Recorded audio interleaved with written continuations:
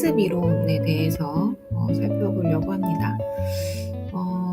우리 이 행동주의 심리학, 행동주의와 강화 이론에서 왓슨에 의해서 체계적으로 제시된 이 행동주의 심리학은, 이 왓슨이라는 사람은 나한테 아이 10명을 주면 그들의 어떤 재능이나 성향 이런 거 전혀 상관없이 의사, 거지, 도둑으로 만들 수 있다 라는 말을 남겼죠. 교육 환경의 중요성을 강조한 건데요. 이 행동주의의 기본 전제는 인간 행동을 통제하고 조작할 수 있다 라는 것입니다. 한번 살펴보도록 하겠습니다. 이 파블로프의 고전적 조건인데요. 이 파블로프는 무조건 자극, 이 무조건 자극과 반응, 그리고 조건화 과정, 그리고 조건 자극과 반응이 있습니다. 여기에서 요 표를 보시면 이 조건화 이전 단계에는 중립 자극인 종소리를 줍니다. 그래서 이 종소리를 주고 무반응인 거를 확인을 하죠.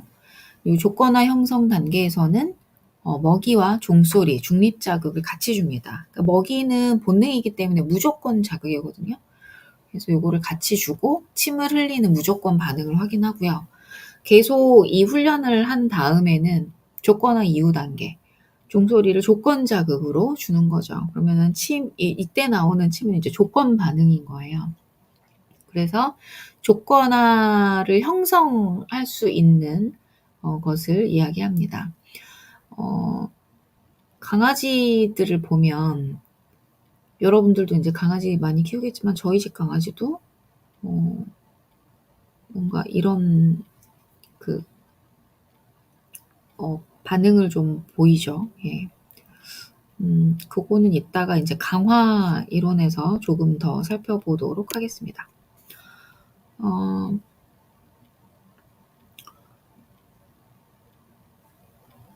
이 스키너의 조작적 조건화인데요. 여기 강아지를 만약에 사례로 좀 들어본다면, 이 스키너라는 사람은 사실은 이제 쥐나 비둘기 이런 것들을 많이 했어요. 그래서 이 조작적 조건화는 고전적 조건 형성 이론에서 인간이 자극에 반응하는 수동적인 존재로 이제 본다고 하면, 이 사람은 좀 능동적으로 작용을 해서 행동 결과에 따라서 학습이 이루어진다고 보는 거죠. 그러니까 강아지 같은 경우의 성향과 조금 다른 쥐나 비둘기 이런 것들을 보는 건데, 사실 강아지도 개라고 하죠. 강아지도 우리가 왜 먹이 주면서, 그러니까 간식을 주면서 손 이렇게 하면 그거를 보이잖아요. 그러면 그 손을 하고 간식을 주면 이 강아지가 이 간식을 먹기 위해서 손하면, 간식이 없을 때도 손 이렇게 본다는 거죠. 근데 저희 집 강아지는 간식을 확인하고 손을 주더라고요. 이 스키너 상자라는 실험 장치를 통해서 쥐나 비둘기가 레버를 누르거나 원판을 쪼는 행동을 한 다음에 먹이를 주면 강화를 보이는 거예요. 그러니까 먹이를 주면 그대로 그 행동이 빈도가 증가하게 되는 거죠. 이거를 저희가 정적 강화라고 하는 거예요.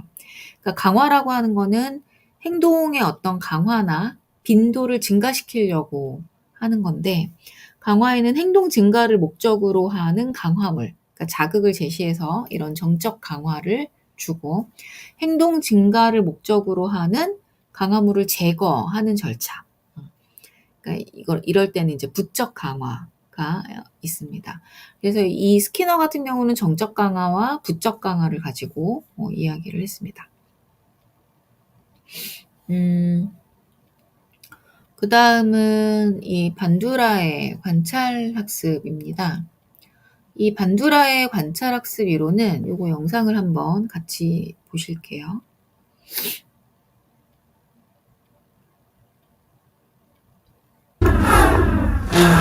아이들을 세 그룹으로 나눈 뒤 첫 번째 그룹에게는 인형을 공격하는 모습을 보여줍니다.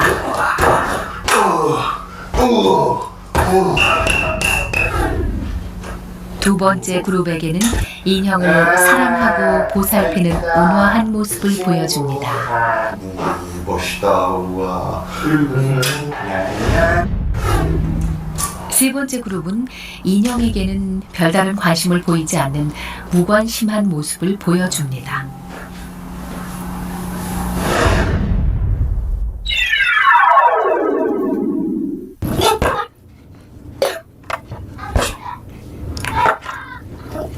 잠시 후 첫 번째 공격 모델을 본 아이들을 똑같은 방에 들여놓자 아이들은 들어오자마자 아까 본 그대로의 모습을 모방합니다. 거기랑 똑같다.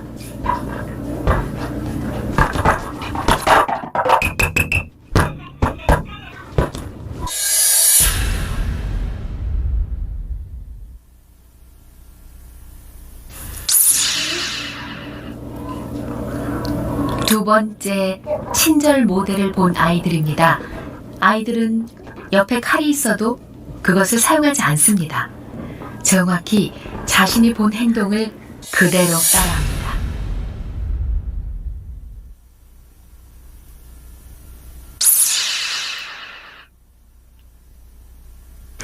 세 번째 그룹 역시 자신이 본 대로 합니다. 매체의 영향이 이렇게 엄청났다는 것 알고 계셨나요?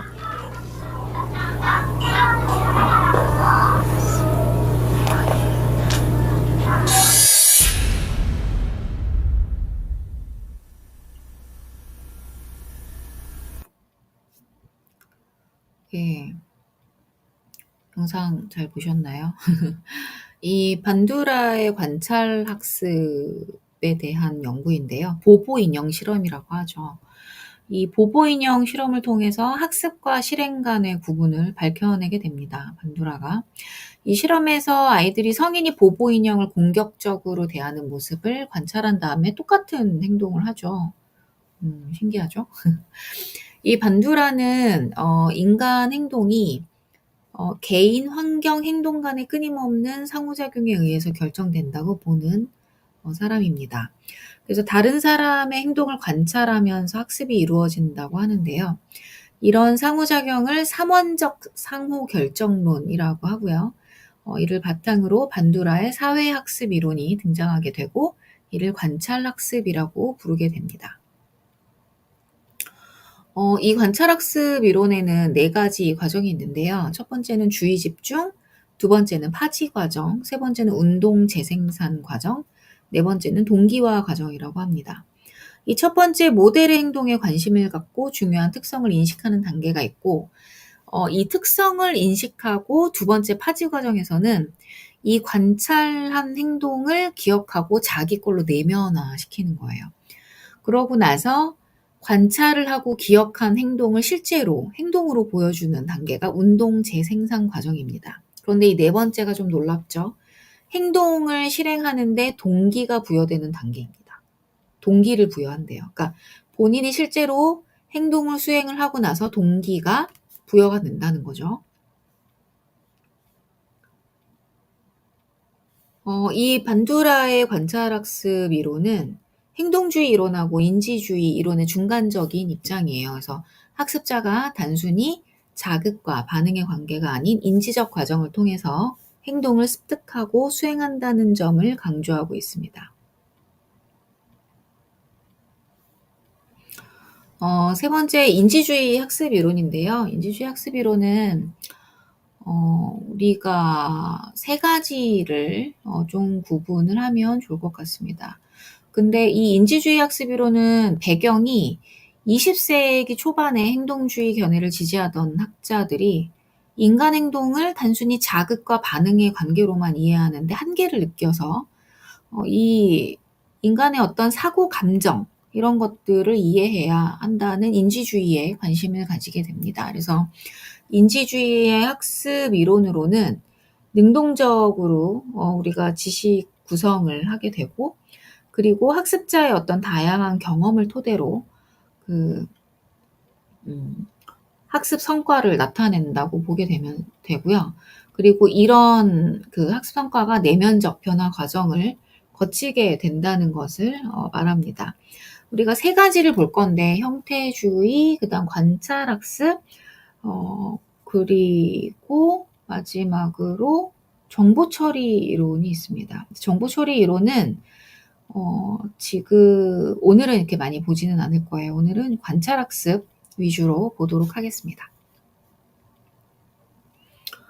형태주의 학습에서는 인지주의 관점의 토대가 심리학의 기본 관점이 이제 인간의 지각이 실제하고는 좀 차이가 있다. 그래서 근접성, 유사성, 좋은 연속의 원리라고 해서 이 시각적 연소들이 좀 부드럽게 느껴지는 이런 연속성상에 배치되면 하나의 단위로 우리가 인식을 하게 된다는 거죠. 그리고 폐쇄, 그리고 주관적인 윤곽 현상에 대한 것입니다. 이거는 이제 굉장히 실제하고 인간이 지각하고 있는 거에는 좀 차이가 있을 수 있다. 그리고 전체가 어떤 단순한 부분 합이 아니라 그 이상으로 간주될 수 있다라는 거죠. 우리가 통찰학습에 관해서 좀 볼 건데요. 이 통찰학습은 상당히 의미가 좀 있습니다. 그래서 이것도 굉장히 오래된 영상이에요. 이게 1914년도에 있었던 영상인데 한번 보도록 하겠습니다.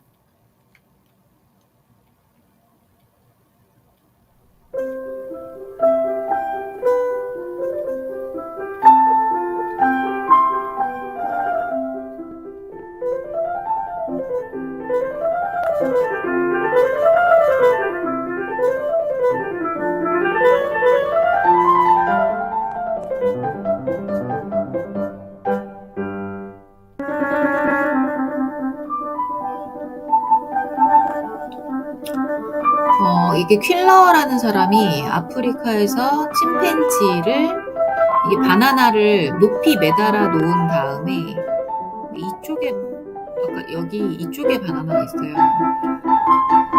여기서 이 바나나를 먹기 위한 문제 해결 행동을 좀 보는 겁니다. 근데 처음에 이제 여러분들 보셨겠지만 상자를 놓고 올라가려고 하죠. 근데 거리가 있으니까 이게 잘 안 되니까 장대를 이렇게 연결을 하죠. 근데 장대로도 사실은 이게 잘 안 됐어요. 보통은 돼야 되는데. 그러니까 얘가 문을 타고 이렇게 올라갑니다. 그래서 이 침팬지가 바나나를 높이 매달아 놓은 다음에 바나나 먹기 위한 이런 행동을 관찰한 영상입니다. 아하 현상이라고 하죠. 그래서 이 아르키메데스가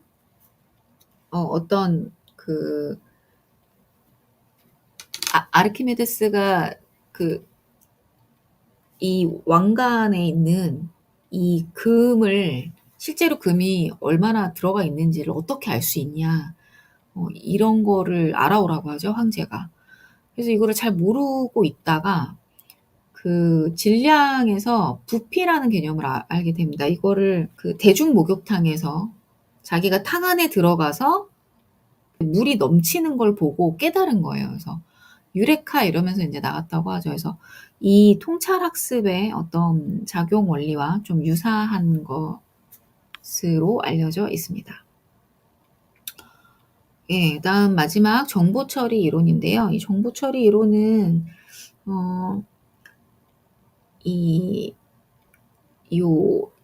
그러니까 이 정보처리 이론의 구조가 정보가 머무는 곳이 정보 저장소가 정보가 이동하는 과정을 이야기하는데, 인지처리 과정도 이 컴퓨터와 비슷하게 작업 기억, 감각 기억, 장기 기억 이런 것들로 구분돼서 저장이 된다라는 것을 이야기합니다. 요 정보 처리 기억 같은 경우는 감각 기억, 그리고 작업 기억, 장기 기억으로 저장이 되는데요. 감각 기억은 외부에서 들어온 자극이 정보로 바뀌기 전에 일시적으로 머무는 것을 감각 기억이라고 하죠. 그래서 정보가 바로 처리되지 않을 때 이제 이거를 소실된다고 해서 주의를 좀 기울여야 된다고 합니다. 근데 이 작업 기억이라고 하는 거는 투입된 정보가 일시적으로 머무르면서 우리가 무언가를 프랙티스하는 그 순간을 기억을 합니다. 그래서 이 유입된 정보가 장기 기억의 지식과 결합하는 작업을 이야기하는데요. 이 작업 기억에서 상당히 기억을 좀 장기적으로 유지시키는 기억, 예. 그래서 선행 지식과 관련시켜서 뭔가 결합하는 것, 예. 그 과정을 작업 기억이라고 합니다. 그리고 장기 기억은 이 저장을 용이하게 하기 위해서 약호화, 인코딩이라는 걸 하는데 이 인코딩된 정보를 무한한 정보로 영구적으로 저장하는 것을 장기 기억이라고 하죠. 여기까지가 오늘 저희가 수업을 하려고 했던 학습 이론입니다. 네, 저희는 여기까지 하고 다음 시간에 뵙도록 하겠습니다. 감사합니다.